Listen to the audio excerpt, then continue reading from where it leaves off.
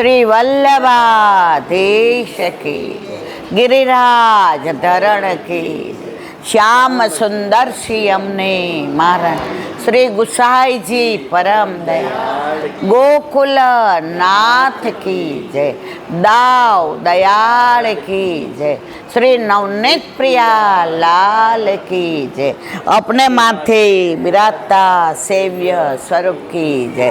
बधाई वैष्णव ने जाजा करीन जय श्री कृष्ण। જો આજે બધાય 10 વાગ્યા સુધી આપણે રૂક્ષ્મણી વિવાહનો આનંદ માણ્યો, પ્રસાદ લીધો, એટલે મેં આમને કીધું કે આજે આપણે 2 જણા અડધો કલાક કરી લઈએ, બધા થાક્યા છે એટલે કોઈની રાહ જોવી નથી. હજી તો સારું શરૂ કર્યું ત્યાં બધા આવી ગયા. એટલે સત્સંગ છે ને એ તમે ભીના ઉપર કોરું કપડું મૂકો તો ભીનું થાય, પણ કોરા ઉપર કોરું મૂકો તો કડક થઈ જાય ને. તો આજે મને આનંદ થયો કે આ બધાય ભીના ઉપર કોરાવાળા છે, કોઈ કોરા ઉપર કોરાવાળા નથી. એનો એક નાનો દાખલો સાચો બની ગયેલો. આમાં જગન્નાથપુરી કેટલા ગયા છે? વાહ ભાઈ વાહ, બેઠકે ગયા છો ને આપણે. તો જગન્નાથપુરીનો એક સાચો બની ગયેલો પ્રસંગ. માધવદાસ નામના વૃંદાવનથી ને એક સંત રોજ બધા જગન્નાથપુરીથી આવે અને વૃંદાવનમાં આવીને કે જગન્નાથ ભગવાન તો આમ, જગન્નાથ ભગવાન આમ, સુભદ્રાજી આમ આમ. તો માધવદાસ રોજ વિચાર કરે કે મારે થોડા દિવસ જગન્નાથ ભગવાનના દંડવત કરવા જવું છે, સન્મુખ થવા જવું છે. પણ કાંઈ મેળ પડે નહીં, કારણ કે બિહારીજી એને જવા ન દે, રાધા રમણ જવા ન દે, રાધા વલ્લભ જવા ન દે. વૃંદાવનમાં 5000 મંદિરો છે. કેટલા? 5000. હવે 5000માં આપણા તો ખાલી કયું છે? બેઠકજી, બાકી કશું જ નહીં. તો પછી એક સંઘ આવ્યો તો એને પૂછ્યું અહીંથી જગન્નાથપુરી કેટલા છે? તો કે ચાલતા જાવ તો 6 મહિના થાય ને વરસ થાય, પછી ગાડું લઈને જાવ તો 5 મહિના થાય. ત્યારે ગાડી બાડી તો હતી નહીં, કશું અત્યારના આપણું આ બધું છે એવું કશું હતું નહીં. હવે એકવાર રાતના દોડવા માંડ્યા અને દોડતા દોડતા 1.5 મહિનામાં જગન્નાથપુરી પહોંચી ગયા. અને પહોંચીને જગન્નાથ ભગવાનની સામે જઈને આહા હા, સુભદ્રાજી છે, દાવજી છે, બેને એટલી વાલી, ભાઈ આટલો વાલો, અને વચમાં કેવા બિરાજો છો. બસ હવે મને બહુ જ આનંદ આવે છે આપના દર્શન કરીને, બહુ જ ગમે છે. આખા આપણા ભારતમાં જેટલા મંદિરો છે એમાં બધે સાંજે ઠાકોરજીના શ્રૃંગાર વડા થઈ જાય. શું થાય? આપણા ઘરે આપણા માથે બિરાજતા આપણા ઠાકોરજીને આપણે અનુસર કરીએ તો વડા કરીએ છીએ કે નહીં? તો બધાય વડા થઈ જાય. આ એક જ જગન્નાથ ભગવાન એવા છે જેને રાત્રે શ્રૃંગાર થાય એ સવારે વડા થાય. શું કામ? જગન્નાથ ભગવાન આજની તારીખમાં પણ રાસ રમવા વ્રજમાં આવે છે, આવે છે, આવે છે. તો ત્યાં જઈ અને જગન્નાથ ભગવાનને કહી રાત્રે તો રાસ રમવા પધારો છો, પણ દિવસે અહીંયા આવો છો ને તો પાછું એ રાતનું સ્વરૂપ રાધાજીની સાથેનું છે અને દિવસનું સ્વરૂપ સુભદ્રાજી સાથે અને દાવજી સાથેનું છે. તો એ જોવા માટે દર્શન કરવા જ હું આવ્યો છું. પછી તો આ રોજ વાતો કરે તો જગન્નાથ ભગવાન તો એના હેવાયા થઈ ગયા. હવે તો એ ન આવે એટલે આમ ચકડ વકડ થઈને ચારે બાજુ જુએ, ચારે બાજુ જુએ, હજી મારો માધવ ન આવ્યો, હજી મારો માધવ ન આવ્યો. હવે એમ કરતાં કરતાં 3-4 મહિના થયા. એટલે ઓલાએ કીધું જો પ્રભુ, મારે તો તમારે એક જ દિવસ સન્મુખ થવું હતું, હવે મારે મારા વ્રજમાં જવું છે, હવે મારા વૃંદાવન જવું છે, ગોકુળ જવું છે, હવે મારે અહીં રહેવું નથી. ઠાકોરજી કે હું ન જવા દો, હવે તારા વિના મને ન હાલે. આ પુષ્ટિ આપણને ઠાકોરજી વિના ન ચાલે એ મર્યાદા, પણ ઠાકોરજીને આપણા વિના ના ચાલે એ પુષ્ટિ. એ કે હું તને ના જવા દો. હવે જગન્નાથ ભગવાન કે તારા વિના મને એક દિવસ નહીં ફાવે. બીજે દિવસે દંડવત કર્યા અને સામુય જોયું નહીં. કોની? જગન્નાથ ભગવાનનું. આમ હાથની મુઠ્ઠી વાળીને દોડ્યા કે મારે હવે અહીંયા રહેવું નથી. વ્રજવાલું રે વૈકુંઠ નહીં આવું, ત્યાં કાન કુંવર હું ક્યાંથી લાવું. વ્રજવાલું રે વૈકુંઠ નહીં આવું. એવા દોડ્યા. પછી 8-10 કલાક દોડ્યા તો એટલા થાકી ગયા, પરસેવો વળી ગયો, તરસ લાગી, ભૂખ લાગી, તો ગામમાં એક બ્રાહ્મણનું ઘર જોયું. એટલે પૂછ્યું કે પ્રસાદની વ્યવસ્થા કાંઈ થાય એવી? અરે આવો આવો આવો, બિરાજો બિરાજો બિરાજો, ત્યાં બિરાઈ જાય, બધું પીરશું. આટલું બધું નહીં, આટલું નાના લડવા તો લેવા પડે, આ બુંદી તો લેવી પડે, આ મેસૂબ લેવું પડે, જેવું પીરશે. અને જેવા માધવદાસ લેવા જાય તો થાળી ખાલી. વળી ઓલા બીજી વાર આવે, વળી પીરશે, આમ હાથ નાખવા જાય. એટલે ઓલા ક્યાં તમારી ભેગા આ સાવરા સાવરા કોણ છે? તો કોણ એની પાછળ દોડતું આવ્યું હતું? જગન્નાથ ભગવાન દોડતા આવ્યા હતા. અને આવી અને એને દોડતા હતા એટલે ભૂખ લાગી હતી, એ થાકી ગયા હતા. પછી કે મારી ભેગું કોઈ નથી, તમે મને પીરસો છો ના, કેમ બધું અલોપ થઈ જાય છે, તમારી પાસે કાંઈ વિદ્યા છે? ઓલા કે ભાઈ અમે તો સાદા સીધા ગૃહસ્થ બ્રાહ્મણ છીએ, પણ તમારી ભેગું આ છોકરો છે ને કાળિયો, આ સાવરિયા સાવરિયા વાળ ને આ આમ તમે જુઓ તો ખરા એના નેત્રો, હું તો એના સામું જોઉં છું ને તો પીરસવાનું ભૂલી જાઉં છું, એનું મુખડું જ જોઉં છું. અને એનું મુખચંદ તો એવું છે કે એના સામે જોતાં જોતાં મને પીરસતા પીરસતા મારો હાથ અટકી જાય છે. વળી જોયું, અહીંયા તો કોઈ નથી, ખોટું બોલો છો. જેવા ત્યાંથી ને નીકળ્યા, પાછી દોટ મૂકી તો જગન્નાથ ભગવાન એની પાછળ. 2-3 વાર આવું થયું.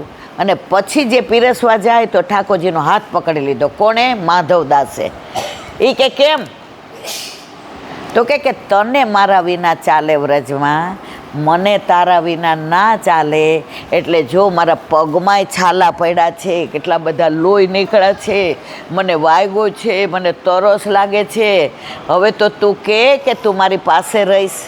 ત્યારે માધવદાસ પાછા વળ્યા અને પાછા જગન્નાથ ભગવાનની પાસે ગયા. તો ભક્ત માટે થઈને ભગવાન બધું જ કરે છે, પણ કેવું છે, તમારો આશરો, તમારી શ્રદ્ધા દ્રઢ હોવી જોઈએ, નહીતર કશું થાય નહીં. પૂરું થઈ ગયું? હવે હજી કેવું? હા, તો હવે એક નાની વાત, ગુસાઈજીની.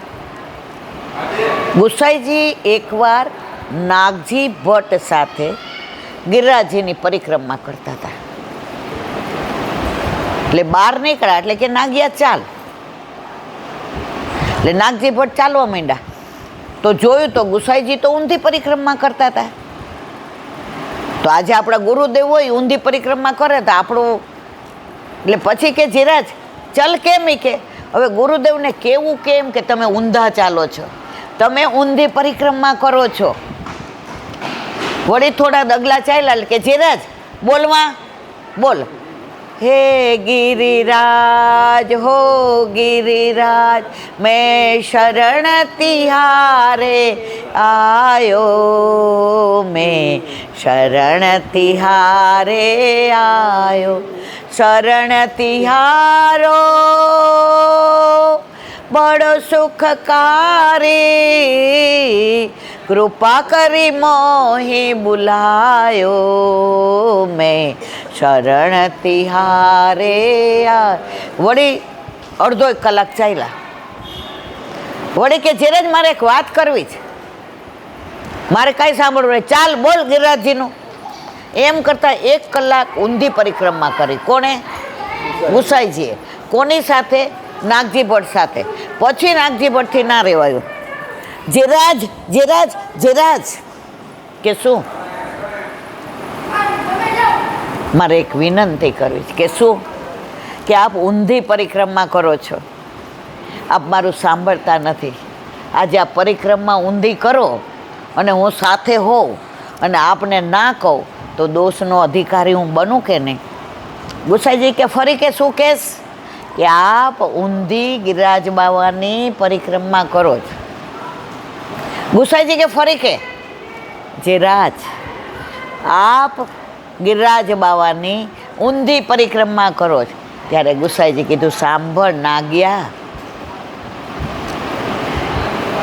હું કેમ ઊંધી કરું છું એનું કારણ તારે જાણવું છે? કે ઊંધી કરવાનું કારણ શું હોય? તો કે સાંભળવું જ. ત્યારે ગુસાઈજીએ જે કારણ આપ્યું એના ઉપરથી આપણે જોવાનું કે વૈષ્ણવ વલ્લભને ગુસાઈજીને કેટલા બધા વાલા છે. અને ત્યારે ગુસાઈજીએ કહ્યું, નાગ્યા, આ બધા વૈષ્ણવ પરિક્રમા કરીને આવે છે ને, એ સામેથી આવે છે ને, એના દર્શન કરું છું ને, તો કોઈના હૃદયમાં ગિરિરાજ બાવાની કંદરામાં ઠાકોરજી અરોગે છે, કોઈના હૃદયમાં ગિરિરાજ બાવાની કંદરામાં ઠાકોરજી ગાયો ચરાવે છે, કોઈના હૃદયમાં ગિરિરાજ બાવાની કંદરામાં ઠાકોરજી વૃક્ષ નીચે બિરાઈ જાય છે. તો જો હું ઊંધો ચાલું તો જે સવડી પરિક્રમા, સમજાય છે બધાને કે નથી સમજાતું? સમજાતું ન હોય તો હજી સમજાવું. સમજાય છે બધાને? તો સામેથી ઓલી સવડી પરિક્રમા કરીને આવતા હોય એના દર્શન થાય તો મને આ બધા વૈષ્ણવના દર્શન થાય છે ને, તો મને તો હું સવડી કરું ને તો મને એકને એક જ દર્શન થાય. આ મારા વૈષ્ણવ ઊંધી પરિક્રમા કરીને આવે છે તો બધાના હૃદયમાં બિરાજતા મને નિત્ય નવી લીલાના દર્શન થાય છે. એટલા માટે નાગ્યા હું ઊંધી પરિક્રમા કરું છું. મારા વાલા, પુષ્ટિ માર્ગ જે સમજે એ બહાર જાય ને, અને બહાર જાય એ સમજે નહીં. ઓલું એક છે ને પિક્ચરનું ગીત, સમજ અને વાલે સમજ ગયે, ના સમજે એવો અનાળી હે. એટલે આપણામાંય ઘણાય અનાળી છે, પણ મને આનંદ એ વાતનો છે કે હું એવી જગ્યાએ આવી છું કે જ્યાં પુષ્ટિ માર્ગીય વૈષ્ણવ છે. અન્ય માર્ગીય હોય તો મારા ઠાકોરજીની 3 દીની સેવા છૂટે તો મને કેટલું દુઃખ થાય. તો બસ મારા પ્રભુ કાયમ અમારા બધા વૈષ્ણવ ઉપર એવી કૃપા કરજે કે અમારા સેવા સ્મરણ છૂટે નહીં, અને જ્યારે અંત સમય આવે ત્યારે તારા દર્શન. અંત સમય જ્યારે આવશે મારો, દેહનું નહીં રહે ભાન, દેહ ત્યારે શું કરજે? કરજે બંસરી સોર ને દેજે તુલસી પાન. અને એક જ વસ્તુ કે સુરદાસજીને છેલ્લે કોણ મળવા આવ્યું હતું? ગુસાઈજી.